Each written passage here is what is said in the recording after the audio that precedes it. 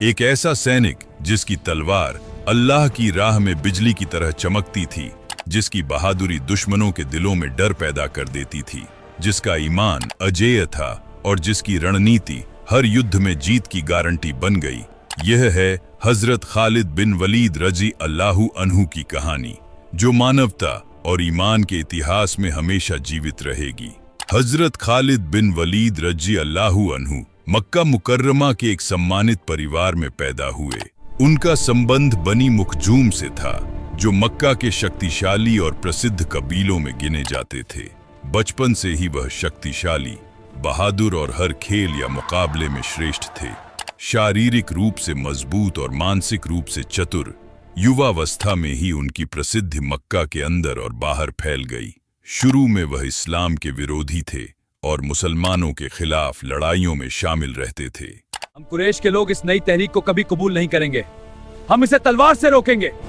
हजरत खालिद की पहली प्रमुख सैन्य सेवाएं इस्लाम से पहले थीं। बद्र की लड़ाई में उन्होंने मुसलमानों के खिलाफ लड़ाई लड़ी और दुश्मन सेना में वे एक बहादुर और प्रभावशाली सैनिक के रूप में जाने जाते थे।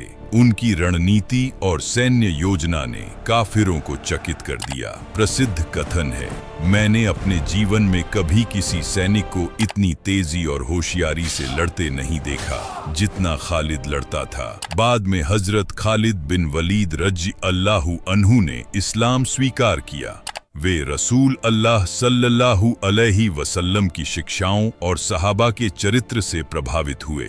इस्लाम स्वीकार करने के बाद उन्होंने अपनी सभी सैन्य क्षमताओं को अल्लाह की राह में इस्तेमाल किया और मुसलमानों की नेतृत्व में प्रमुख भूमिका निभाई। उनकी पहली प्रसिद्ध लड़ाई मुआता का युद्ध थी, जहां मुसलमानों की संख्या लगभग 3000 थी और दुश्मन सेना लगभग 2 लाख थी। हजरत खालिद ने रणनीति के माध्यम से मुसलमानों को सुरक्षित वापस लाया और इसी युद्ध के बाद उन्हें सैफुल्लाह यानी अल्लाह की तलवार का लक़ब मिला। फतह मक्का में हजरत खालिद ने महत्वपूर्ण भूमिका निभाई। उनके नेतृत्व में मुसलमानों ने मक्का को बिना रक्तपात के जीता और शांति स्थापित की। यरमुक का युद्ध में उन्होंने रोमन सेना के खिलाफ मुसलमानों को पूरी जीत दिलाई। हर युद्ध में उनकी रणनीति, बहादुरी और ईमान स्पष्ट रूप से दिखती थी। हजरत खालिद बिन वलीद रजी अल्लाहु अन्हु की अन्य प्रमुख लड़ाइयों में हुनैन का युद्ध, ताबूक का युद्ध और इराक व फारस में विभिन्न अभियान शामिल हैं। हर युद्ध में उन्होंने अपनी रणनीति, बहादुरी और ईमान के साथ मुसलमानों का नेतृत्व किया। उनके व्यक्तित्व में बहादुरी, रणनीति, न्याय और ईमान प्रमुख थे। विजय के बाद भी उन्होंने अन्याय नहीं किया और हर कदम पर अल्लाह की रिदा को सर्वोपरि रखा। हजरत खालिद बिन वलीद रजी अल्लाहु अन्हु का निधन हिजरी 21 में मदीना मुन्नव्वरा में हुआ।